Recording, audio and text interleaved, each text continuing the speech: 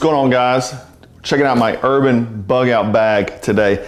Over the years, I've done lots of Bugout Bag videos and had lots of changes and things like that. And this is my newest version, and there's a few reasons why it looks different than my older versions. Is that I guess the stage of what's going on with the world right now.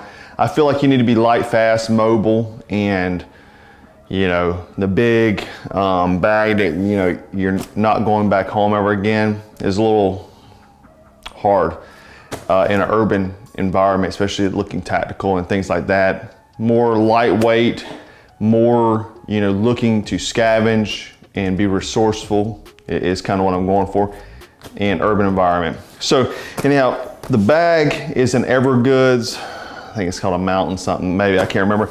I don't really love the bag because I bought it because it was on sale for like a really good deal, but I don't really love it. That's why it's this bag, because it looks kind of plain and it's not one of my favorite bags, so I don't mind having it packed and just sitting somewhere. It's comfortable and all that kind of stuff, but it's just not something I have to worry about, if you get what I'm saying, like using, like it's sitting there and I'm not using it.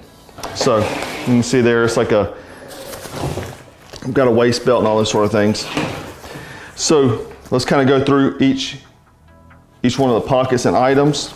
We'll start down here. There's some pockets on the outside of the waist strap that I like because you can easily access these items. I got a compass, whistle, a strobe. This is a mini IR infrared strobe. I use it in conjunction with my night vision.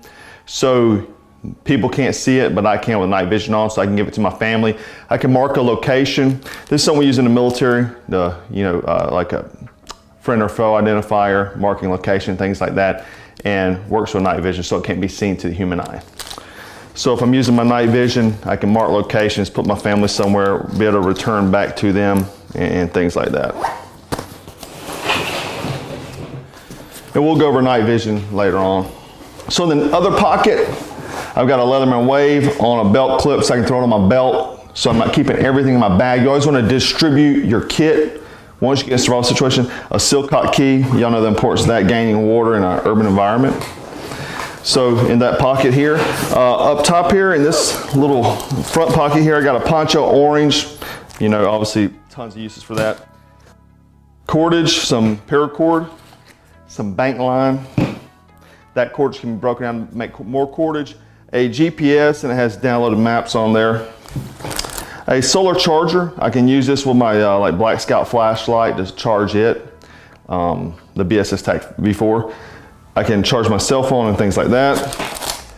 These are called SHIT kit, which is you can poop, clean yourself with, and a bunch of batteries here. So those are some kind of quick access things that I might use. GPS, obviously. You gotta take a dump. Poncho, cover my gear, mark something, and cordage, obviously. So moving on to the side pocket here. Obviously these are all the items I want to access pretty quickly. I have a big old candy bar, 33 round Glock magazine, so I can run with my EDC pistol. And so I got extra reload there, right? And it's in my bag, 33 rounds. I don't have to worry about it. In this kit, I have a small breakaway kit, survival kit. It has a survival tin in here, survival saw, a headlamp, water filter straw, another emergency blanket, desert tan, fire starting stuff, compass, the whole survival kit. So everything you think in a survival kit, all in this bag, so I can break it away from the kit, cordage, saws, all those sort of things. And I can have this as a standalone kit, so I don't have to have with the bag. Let's go ahead and open up the main compartments.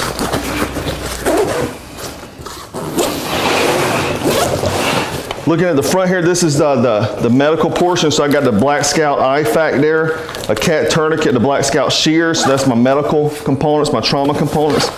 Up here, I've got a Black Scout medical tin here. I've got a cleansing wipe, and I got a Sharpie marker here so I can write things down, stuff like that, write on walls, what have you. In this bag, this is just a storage bag, collection bag, so I can put more stuff in there as I scavenge. Got a couple N95 dust masks there, or respirators they should call them. Bunch of different foods from Nutrient. It's called a Nutrient, which is they're like a survival food company, but all of them have a lot of protein versus most of them are carbs. So I have tons of these foods in here, soups, rice and beans, protein shakes, all those sort of things. The other thing I got in this bag here is some a Chemlite, a fire steel, a lockpick set, and another escape and evasion kit. You know, I always wear one on my belt, the Black Scout concealment belt, because you know we have the pockets with the stuff hidden. So this is actually an extra set in case you need to break it up or what have you. Better to have than not. It doesn't weigh anything. So that's in that bag. Like I said, this is like an SSE bag.